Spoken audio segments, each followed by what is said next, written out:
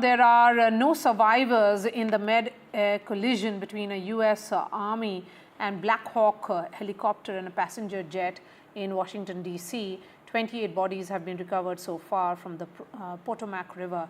300 first responders had been involved in this entire operation, most of it conducted in pitch darkness.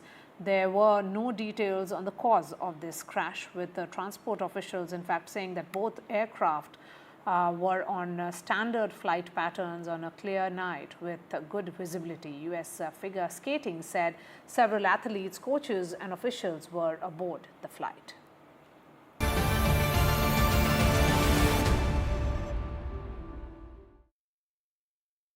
Yeah, really sad indeed this morning here in Washington, D.C. Unfortunately, hearing that whole operation that was considered at one point in time to be a rescue operation is now a recovery effort.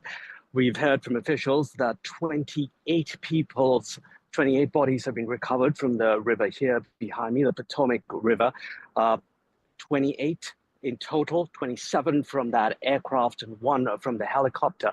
Behind me is actually the airport, Ronald Reagan Airport, into which that flight from Kansas was supposed to land, the American Airlines flight, and officials confirming in a news briefing just some time ago that they've recovered those 28 bodies. They also said that the fuselage of the American Airlines plane was found in waist-deep water and was found in 3 broken pieces.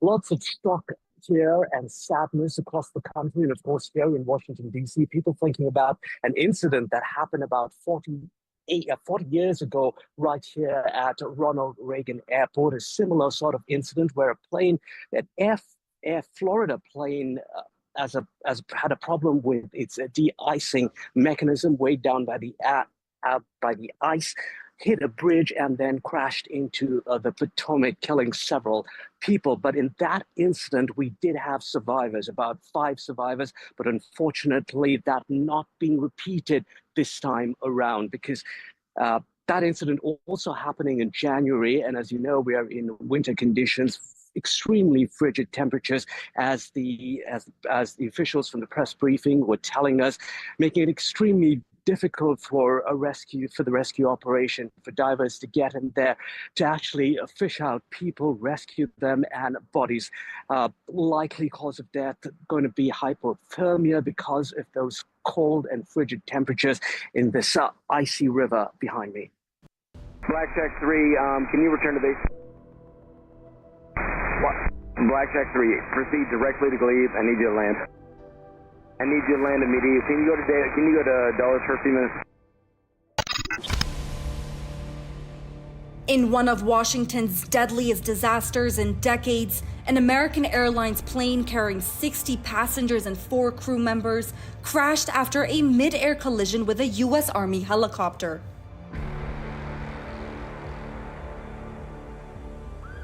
DC officials have said there were 3 soldiers in the Army helicopter.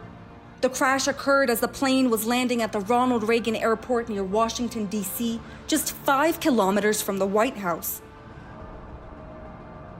Both aircrafts have plunged into the Potomac River.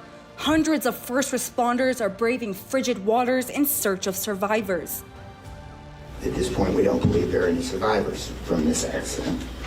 And we have recovered 27 people from the plane and 1 from the helicopter, where we are switching from a rescue operation to a recovery operation. It's an active operation that's going to last many hours as we continue to work through recovery efforts and rescue operations.